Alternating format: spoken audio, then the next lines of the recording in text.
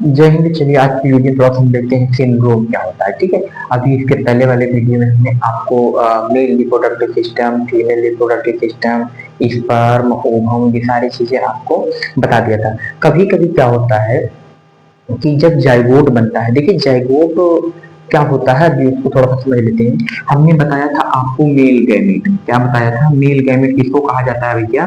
Sperm को कहा जाता है। मेल गैमेट किसको कहा जाता है? स्पर्म को। फीमेल गैमेट किसको कहा जाता है? ओवम को। फीमेल गैमेट किसको कहा जाएगा? ओवम को कहा जाता है। ये हमारा हो गया ओवम, ये हमारा हो गया स्पर्म। ओवम के अंदर एक न्यूक्लियस होगा, स्पर्म के अंदर एक न्यूक्लियस होगा, जिसके अंदर शरीर की सारी इंफॉर्मेशन है कि जो आने वाला बच्चा होगा उसको कैसा बनाना है। ठीक है, इस न्यूक्लियस में होता है क्रोमोसोम। इस न्यूक्लियस में क्या होता है? क्रोमोसोम होगा। दोनों न्यूक्लियस में दोनों का अलग अलग क्रोमोसोम। कौन सा क्रोमोसोम होगा? तो सेक्स क्रोमोसोम, यानी लिंग गुणसूत्र होगा। कौन सा क्रोमोसोम?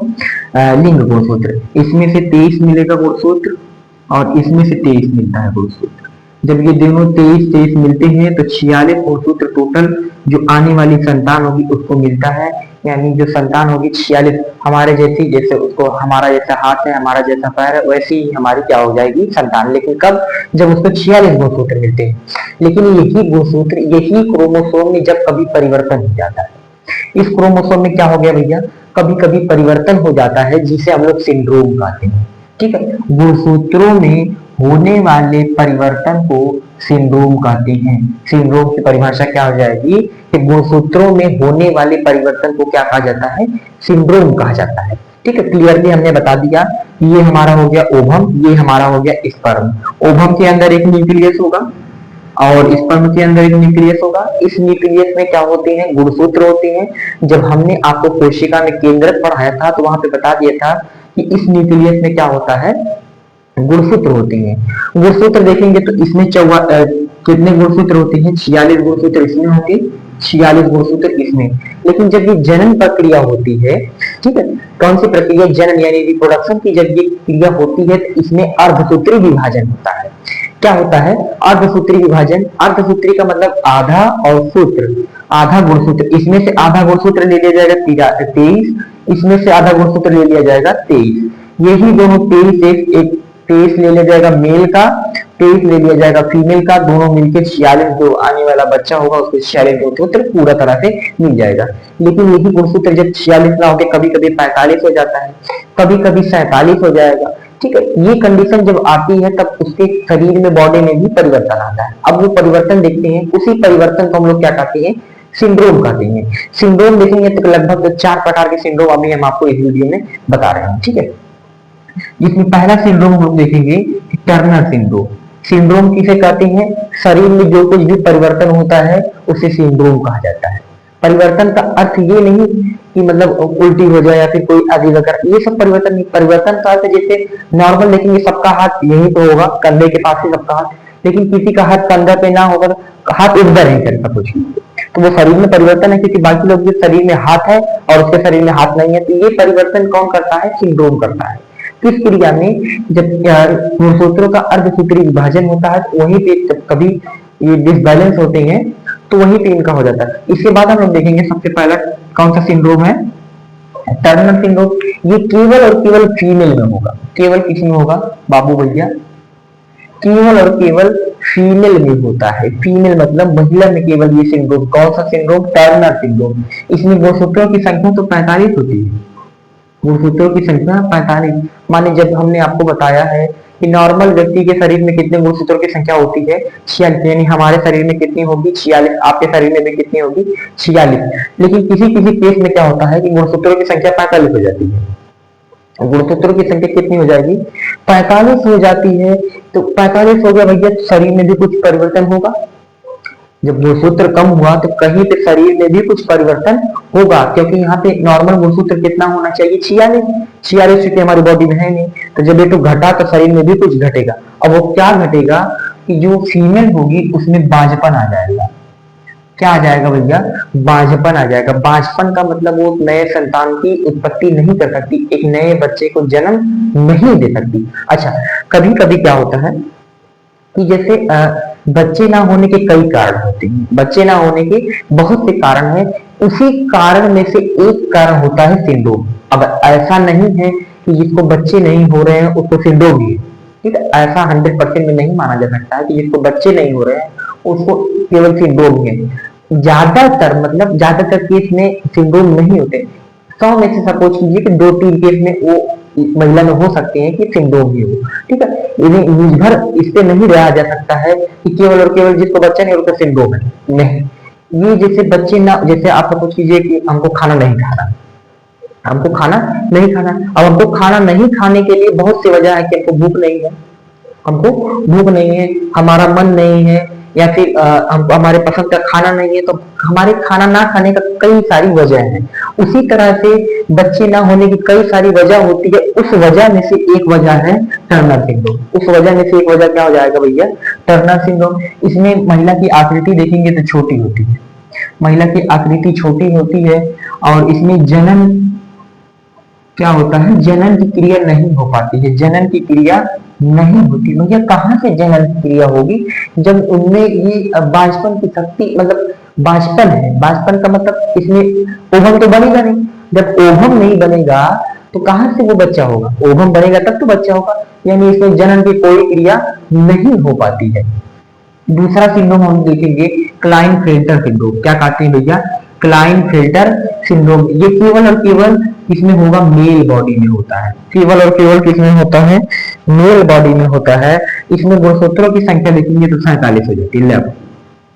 अभी हमने देखा महिला में तो हो गई 45, और मेल में देखेंगे यानी आदमी में देखेंगे तो 47 हो गई, यानी शरीर में कुछ बढ़ गया या शरीर में कुछ घट गया। शरीर में कुछ घटता है बढ़ता है, यही सिंड्रोम डिसाइड करेंगे। तो देखिए भैया 47 हो गया, तो आखिर शरीर में क्या दिक्कत होगी? तो शरीर में दिक्कत ये हो जाती है कि इसमें नपुंसकता आ जाता है। क्या हो जाएगा भैया? नपुंसकता हो जाता है। कितने सिंड्रोम से? 47 सिंड्रोम होने से उस व्यक्ति में क्या हो जाएगी? नपुंसकता।